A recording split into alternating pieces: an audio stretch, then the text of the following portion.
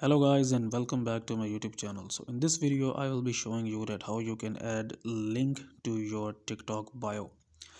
So there are few things that you have to keep in mind. That first of all, your account is a business account.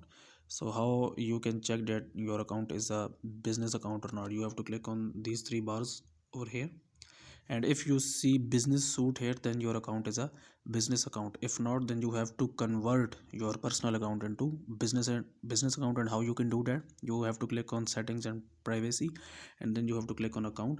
And after that, here it says switch to personal account, because my account is already a business account, but you will see a switch to business account. Then you have to click on this one. So after converting your account to a business account, now you can add a link to your bio. But TikTok says, here is the truth, like many YouTubers claim that they have the trick to add link to your bio, but officially you should have at least 1000 followers on TikTok to add the link into your bio. Okay, let me show you. If I go here, I can't see any option of adding the link to my bio because I don't have 1000 followers. Okay? So you should have at least 1000 followers before you can add the link to your bio.